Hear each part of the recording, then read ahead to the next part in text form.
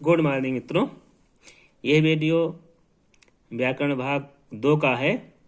इस वीडियो में हम उच्चारण की दृष्टि से जो हमारे वर्ण होते हैं इनका विभाजन किया है, अल्पप्राण महाप्राण, इनके बारे में बताने की कोशिश की है। तो आइए सबसे पहले देखते हैं इसमें प्रयत्न क्या होता है। तो प्रयत्न के बारे में हम लोग जानते हैं, इसके प्रयत्न माने होता है कोशिश या चेष्टा, यानी उच्चारण में होने वाली जो हमारी चेष्टा होती है उसको हम प्रयत्न कहते हैं। अब ये दो प्रकार के होते हैं, एक होता है अभ्यंतर यानी आंतरिक, एक होता है बाह्य यानी बाहरी प्रयत्न। तो इन दोनों के विषय में देखेंगे। कभी कभी इसे पूछते हैं, क्वेश्चन आते हैं कि अभ्यंतर प्रयत्न में कौन सा वर्ण है या बाह्य प्रयत्न का कौन सा वर्ण है। तो इसको भागों को हम पढ़ेंगे। तो सबसे पहले अभ्यंतर है। अभ्यंतर प्रयत्न जो होता है ये 3 खंडों बांटा हुआ है। तो नंबर 1 है विवृत। इसका मतलब होता है खुला हुआ, कुछ ऐसे वर्ण हो रहे जिसमें इनको उच्चारण करते समय हमारा मुंह खुला हुआ होता है।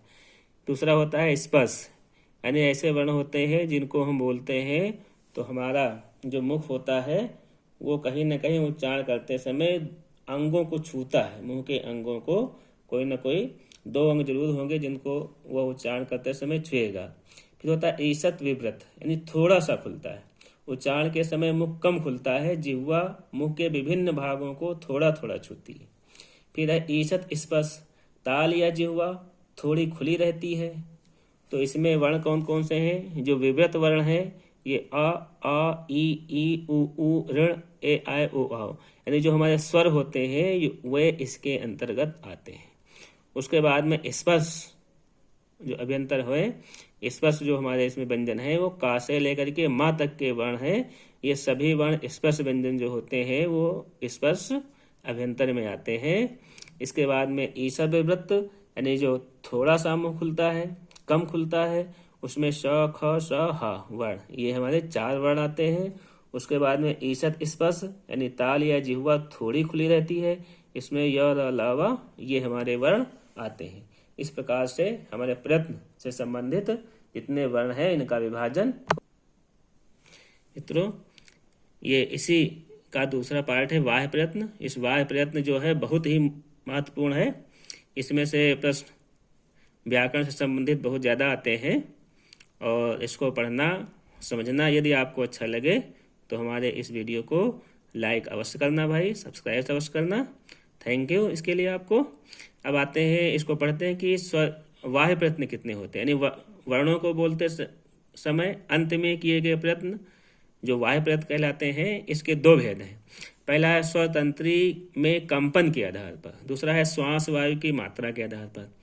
तो कंपन के आधार में एक अघोष होते हैं, सघोष होते हैं। अघोष स्वतंत्रियों में कंपन नहीं होता है, ये अघोष है, ठीक, यानी कोई कंपन नहीं है, कोई हलचल नहीं है। इसमें केवल 13 वर्ण हमारे हैं, क ख च छ ट ठ त थ प फ श ख स, यानी अर्थात सभी वर्गों का पहला और दूसरा वर्ण। इसमें ये ध्यान रखना है, सभी वर्गों का जैसे पढ़ते हैं क ख ग घ अंगा, तो पहला आ गया और दूसरा आ गया। फिर च छ छ जो चा वर्ण है, वर्ग है हमारा, इसमें पहला दूसरा। टा वर्ग है, इसका पहला दूसरा। ता वर्ग है, इसका पहला दूसरा। पा वर्ग का पहला दूसरा। फिर स ख स, ये 3 वर्ण ये जिनको हम उस व्यंजन में लाते हैं ये इसमें आ जाएंगे। उसके बाद में सघोष, यानी स्वतंत्रियों में कंपन होता है। इसमें ठीक सभी स्वर, यानी आ से आओ तक जितने सभी स्वर होते हैं नंबर 1, ये सारे इसमें आते हैं।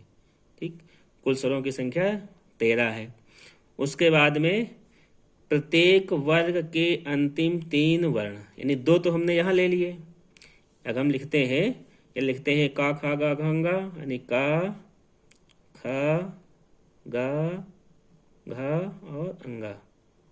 तो हमने जो 2 तो इधर ले लिए अघोष में और 3 ये सघोष में ले लिए।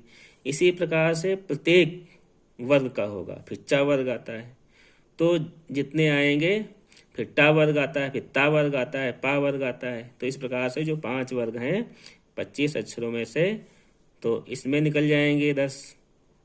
उसके जो शेष बचेंगे उसमें आ जाएंगे, अर्थात जो है तीसरा, चौथा, पांचवा सघोष होगा, पहला दूसरा अघोष होगा, और उसी में या, रा, ला, वाह, ये जो हमारे अंतस्थ हैं ये भी सघोष में आते हैं।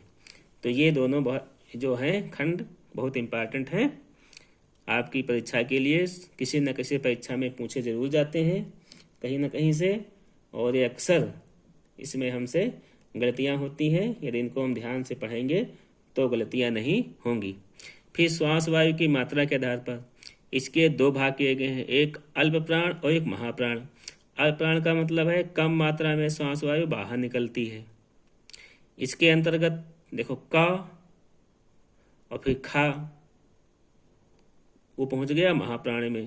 ये का कहते हैं तो हमारी श्वास वायु कम निकलती है, और जब खा कहते हैं उच्चारण में तो श्वास वायु अधिक निकलती है। तो क, फिर ख, तो खा को रख दिया गया महाप्राण में, फिर ग, फिर घा को महाप्राण में, फिर अंगा।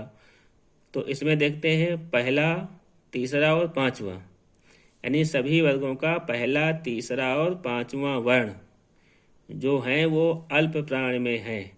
फिर बाद में य, र, ला, वा, इनको इसमें सम्मिलित किया गया है अल्प प्राण में।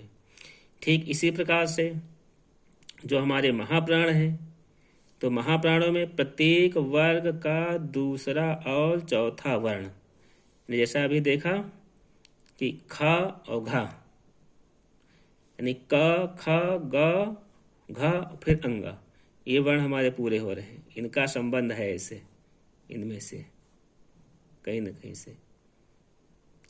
तो इस प्रकार से हम देखते हैं कि इन वर्णों का आपस में तालमेल है। थोड़ा सा अगर इसमें ध्यान देंगे तो इसमें गलतियां नहीं होंगी। और श, स, ह या स, ख, स, ह, इनको भी इसमें शामिल किया गया है ये महाप्राण में, यानी इनका उच्चारण में भी हमारी जो वायु है वो मुख से अधिक निकलती है। इस प्रकार से जो हमारा वाह्य प्रयत्न है ये परीक्षा की दृष्टि से बहुत मोस्ट है। इसमें से प्रश्न व्याकरण से संबंधित जरूर आते हैं और कहीं ना कहीं, और यदि हम ठीक प्रकार से समझ लेंगे तो हमारी परीक्षाओं में आने वाले जो प्रश्न हैं बिल्कुल सही होंगे और हमें उससे अच्छे अंक मिलेंगे। ये हमारा इस पार्ट का दूसरा वीडियो था, और इसी क्रम में व्याकरण से संबंधित हर चैप्टर से छोटे छोटे वीडियो बनेंगे ताकि पढ़ने में भी आसानी रहे, और जो छोटे वीडियो होते हैं तो पढ़ने में अच्छा लगता है और समझ में अधिक आता है।